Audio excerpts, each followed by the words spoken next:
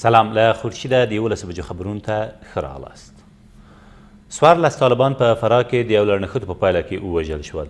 د 200 ظفر قل اردو قمندانۍ مسؤلین وایي په دې نښتو کې چې تېره ورځ د پشرود او بلبلک ولسوالیو په شاوخوا سیمو کې ترسره شوي 10 نور طالبان هم ټپیان شوي دي.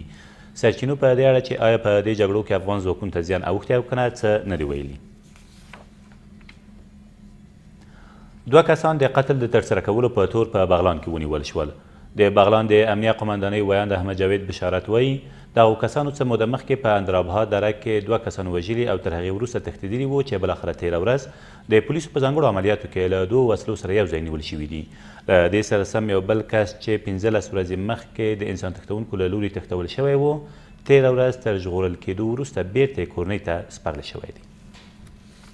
عملیات که در ولسوالی دیسلای اندراب داشتیم، 2 نفر قاتلین که 2 نفر به قتل رسیده بود چند بار با پلیس ولسوالی برخورد کردن و تسلیم نشدن.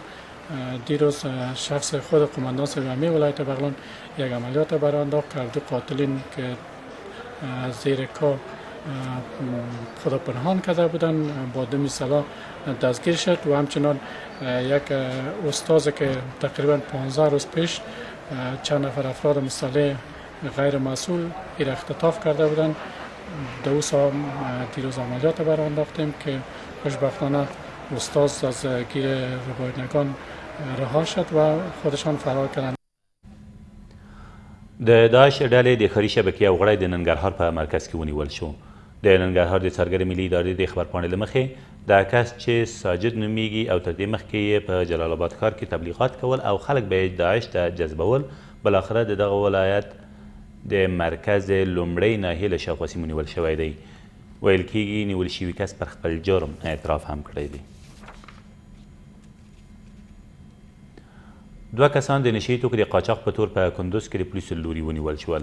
د کندوز د امنیه قمندانۍ ویاند انعام الدین رحماني وایي دا کسان تېره ورځ د کندوز ښار د 3مې ناحیې له شاوخوا سیمو له 115 کیلوګرامه چرسو سره یو ځای نیول شوي دي. له بل لوري یو کس چې $18,000 یې له مخکیني کابل بانک څخه پور کړی او تر هغې وروسته تښتېدلی و تېره ورځ په کندوز ښار کې نیول شوی دی.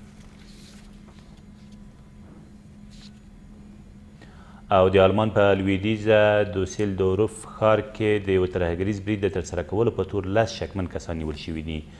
د یاد ښار مسؤلین وایي دغه کسان د داعش ډلې سره د اړیکو لرلو په تور په تېرو 2 ورځو کې نیول شوي او ځانګړې هم ترې پوښتنې روانې دي.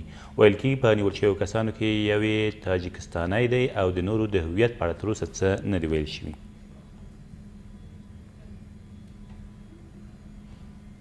دا تر دې مهاله وروستي خبرونه، تر بیا مو الله امد.